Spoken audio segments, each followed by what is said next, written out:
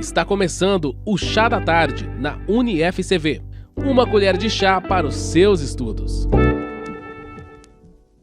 Olá, seja bem-vindo a mais um podcast Chá da Tarde da UniCV. É muito bom ter você aqui com a gente. E antes de mais nada, se você nos ouve no Spotify, deixa esse coração verde, nos inclua na sua playlist. Agora, se nos vê no YouTube, se inscreve no canal, dá essa força pra gente, deixa seu like e siga a UniCV nas suas redes sociais, Instagram, Facebook, acompanhe nosso blog, tem muito conteúdo bacana pra você aqui. E claro, compartilha com todo mundo. Hoje a gente está recebendo o Jonathan Marinho Farias, que é advogado, formado aqui pela UniCV, e nós vamos falar sobre uma lei. Então, nada melhor que trazer um advogado para falar sobre uma lei. A lei que regulamenta a atividade do profissional formado em estética. Um assunto bem interessante que eu sei que os alunos estão ansiosos para ouvir sobre esse tema. Então, a gente vai tratar sobre isso hoje. Eu já quero dizer ao Jonathan, seja bem-vindo. Obrigado por ter aceito nosso convite. Legal saber que ele estudou aqui com a gente e eu tive o privilégio de fazer a matrícula desse rapaz. Fiz a matrícula dele e hoje ele está aqui formado e vai contribuir para o nosso crescimento aqui intelectual. Deixa eu ler aqui para vocês o currículo do Jonathan. Advogado pela OAB Paraná, formado em Direito aqui pela UniCV, possui extensão em compliance e boas práticas com ênfase na lei anticorrupção pelo Centro Universitário Unicesumar, tem especialização lato sensu em docência do ensino superior pela Unicesumar também, mais uma pós-graduação em advocacia civil pela Fundação Escola Superior do Ministério Público do Rio Grande do Sul, é membro da Ordem dos Advogados do Brasil, membro da Comissão de Direito Trabalhista da OAB, membro da Comissão de Direito da Família, subseção de Maringá. Bastante coisa, né? Jonathan, seja bem-vindo. Obrigado, é um grande prazer estar aqui podendo Prazer cooperar. É nosso. Prazer é nosso. Cooperar em alguma medida, né? Eu sou objeto, né, em alguma medida, né, fruto da instituição e para mim é sem dúvida, sem sombra de dúvida, um grande privilégio poder participar e cooperar na medida da informação técnica que eu tenho aqui para cooperar com vocês. E vai cooperar com certeza. Jonathan, a gente sabe que o esteticista formado, seja ele para uma graduação ou um curso técnico, ele tem uma área de atuação. E essa área, obviamente, ela é regulamentada por lei. Eu de lei não entendo muita coisa. A gente trouxe você para falar sobre isso. Diz pra gente como é que é esse campo de atuação do esteticista, o que ele pode fazer, o que ele não pode fazer. Eu entendo que eu penso que vai estar dentro do direito privado, que vai regulamentar o que ele pode, o que ele não pode fazer, então é só aquilo que está expresso realmente em lei para ele poder trabalhar. E eu já quero começar com uma pergunta que os nossos alunos questionam bastante, né? Vocês questionam bastante. Eu quero falar sobre um tema chamado injetáveis. Dentro da lei, o que a lei diz sobre isso? Deixa eu ver, eu fiz uma cola. A Lei 13.643/2018. O que a lei fala? O esteticista ele pode trabalhar com injetável? Perfeito. Pergunta, ela é um pouco pertinente. A resposta, ela depende, né? E pode ser sim. Eu imaginei, porque no direito tudo depende. Tudo vai da interpretação, tudo depende. Mas fala pra gente, Jonathan. Olha, a resposta é sim e não. E eu explico por quê. A função, né, a profissão do esteticista, né, ela está regulamentada pela Lei 13.643, que entrou em vigor dia 3 de abril de 2018. A partir dessa lei, e ela é uma lei bem concisa, né, eu recomendo vivamente para os profissionais dessa área que vai lá, tenha conhecimento da lei. A lei ela se resume a 10 artigos. Então é uma leitura rápida para conhecer a amplitude dos seus direitos. Uhum. É indispensável que esse profissional leia. E dentro dessa lei, ela abre os requisitos para que esse operador, para que esse profissional desenvolva a sua atividade. Como ela já está regulamentada, então pressupõe que esse sujeito, operador, né, profissional, tenha os requisitos necessários para desenvolver a profissão. uma vez tendo essa informação técnica, ele pode desenvolver sim essa atividade. Todavia, aquele que ele não tem informação técnica para desenvolver essa informação, aí não. Esse não pode desenvolver, pode acarretar problemas, inclusive de ordem jurídica, né? Então, é importante que esse sujeito, no exercício da sua profissão, tenha informação, informação, leia-se capacidade técnica para desenvolver o serviço. Aí, com esse arcabouço de informação e prática, ele pode, com certeza, fazer os injetáveis. Entendi, respaldado pela lei. Com certeza. Tá, a gente falou que houve a regulamentação da profissão lá em 2018, 4 anos aí, então uma coisa recente. Antes disso, a gente já tinha esse profissional. Esse camarada que possui esse saber prático, essa lei vedou a atividade dele ou ele ainda pode continuar realizando depois dessa regulamentação de 2018? Perfeito, pergunta pertinente, né? Eu tenho, vamos pensar aqui no cenário, eu tenho um sujeito que, anterior à promulgação da lei, ele já exercia a profissão. Por um conhecimento prático, né? Vamos pensar ali uma hipótese de um sujeito que é contratado para trabalhar numa empresa e ele desenvolve aquela atividade por um período mínimo de 3 anos. Convalidou a técnica, né? Aquele sujeito é conhecido pelo aquele trabalho. E até é importante dizer, eu acho que agora o pessoal da estética vai gostar do que eu vou falar.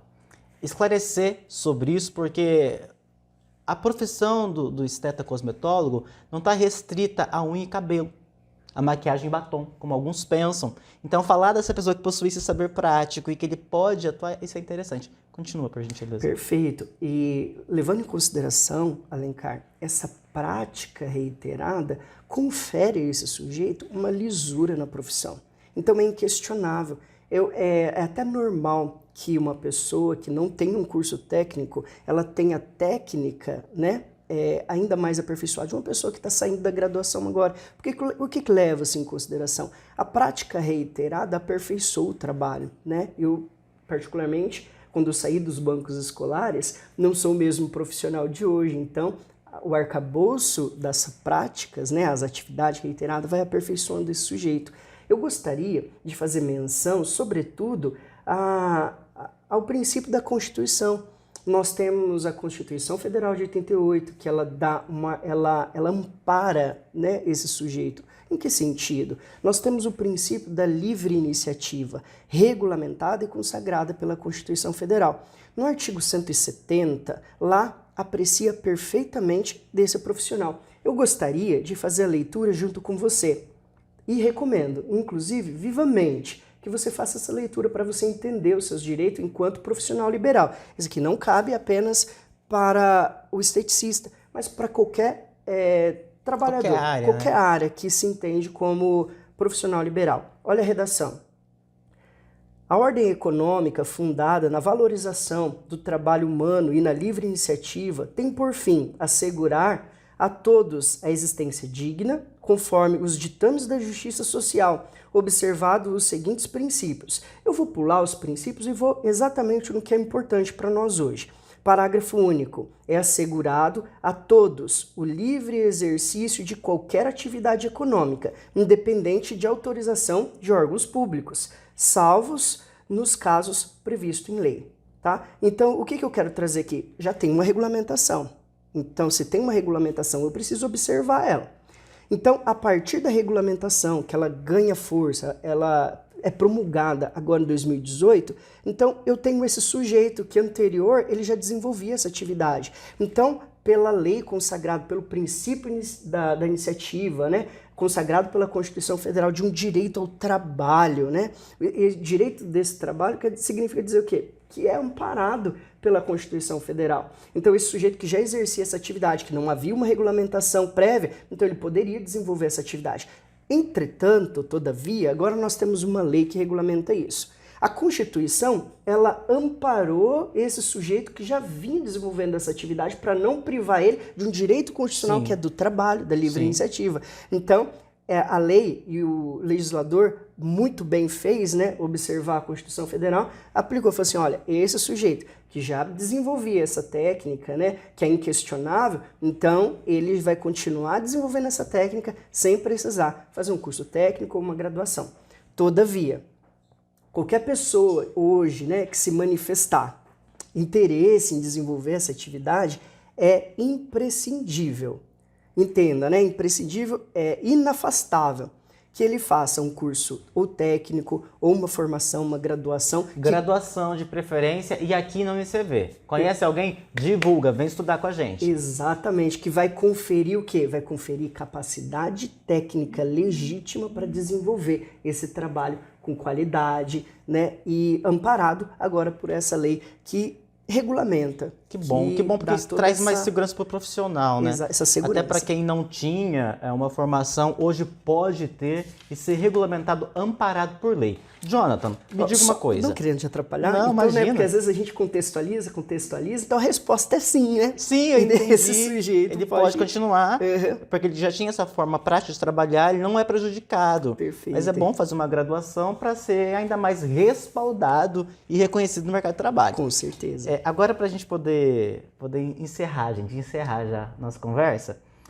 enquanto operador do direito, qual que é a sua orientação para o profissional liberal, para o profissional de estética no exercício da sua atividade?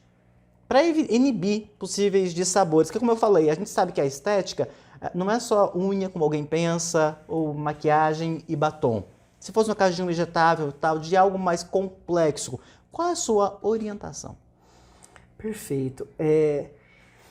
Entrou agora no meu campo e eu preciso ser franco nesse sentido. Por favor, né? É o que a gente quer, né? Seja franco. A partir da lei 13.643, promulgada em 3 de abril de 2018, e é pertinente a data, por quê? Porque essa data é importante para lembrar que nós temos 2 profissionais atuando na área. Sim. Eu tenho um profissional que ele está regulamentado e respaldado pela legislação, por quê? Porque ele foi lá, fez uma graduação, se especializou para desenvolver essa atividade. Okay.